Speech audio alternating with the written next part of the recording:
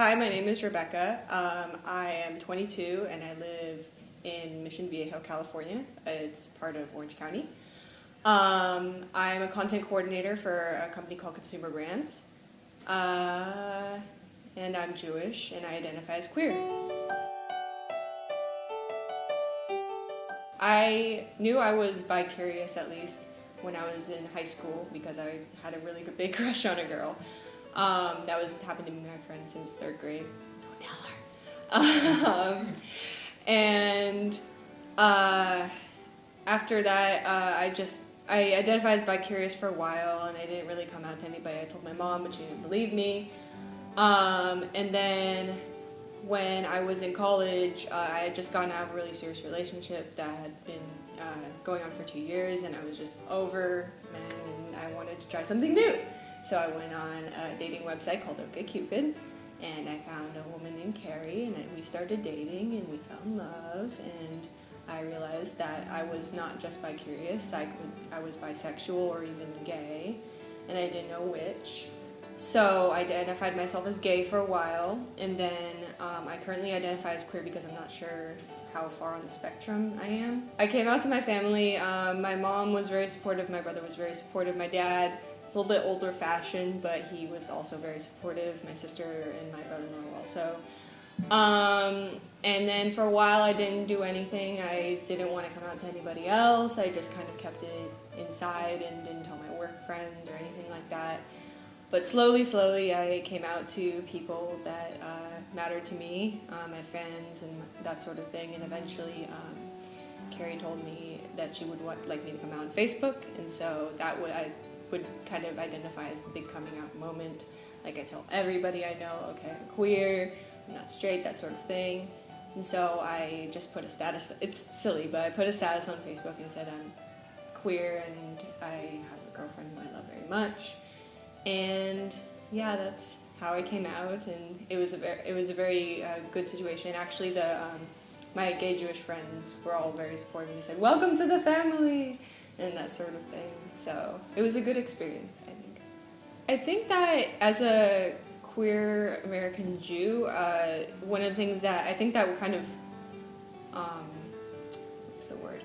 Like, we're almost used to coming out already before we actually come out because we have to constantly tell people we're Jewish. So it's not, everybody assumes we're like, I mean, at least with me, everybody assumed I was Christian and that sort of thing when I went to school, and then I have to tell my teachers I'm Jewish, please cut the little blue stars of David for me for Hanukkah and that sort of thing. So yeah, I was used to answering questions about being Jewish, so it's just kind of answer questions about being gay now. But I think that's a pretty common idea among many queer Jews. In America specifically, I mean, I haven't encountered any problems, but I've heard stories about like people not liking Jews, people not liking gays, LGBTQ people. So it's a little, I mean, it's not dangerous, it's not like other countries, but yeah, it's still like you've got to be careful once in a while where you are.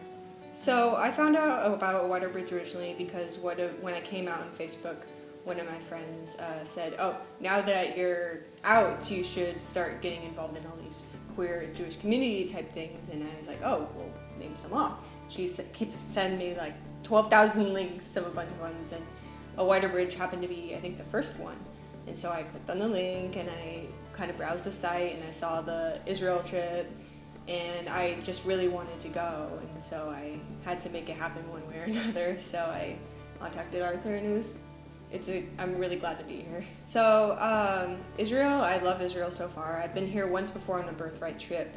I decided to come back because I wanted to see a different perspective of Israel. When I went the first time, I identified as bi-curious. I wasn't looking to be with a woman necessarily, so I just wanted to see that side of Israel.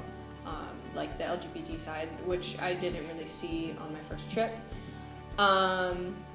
Yeah, I really love Israel so far. I mean, of course, there's a lot of differences with the LGBT laws and policy and that sort of thing in America and in Israel. Israel and America are kind of, they're in a way equal. Like in some aspects, like the surrogacy type thing, they're 20 like Israel's 20 years behind in some aspects, America's 20 years behind, and Israel's 20 years forward, that sort of thing. So it kind of balances out. But one of the things that I've noticed with both America and Israel is that both are striving really hard to make their lands like good for LGBTQ people, and like making tolerance the norm as opposed to kind of the exception to, like, we should be accepted wherever we go. And I know it's just a basic civil right, and I think that both Israel and America realize that.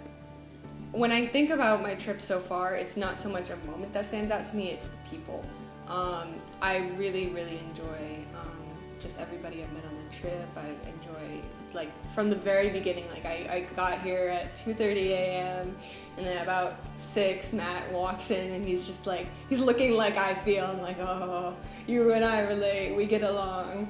And we talked, and it was just, I just felt so accepted, and I could tell Matt anything. And then I met my roommate Bina, and Bina was also very go with the flow type thing, and like very chill. And I just love being able to be open with these people and relax and not feel like I have to put on a front or hide, and it's so rare to be able to feel that way with people, especially for me. I'm a bit more introverted, and I don't like talking so much, and like I get annoyed really easily. But with this group, it's not like that at all. Like I can feel how I feel and speak my mind and that sort of thing. So I just really love everybody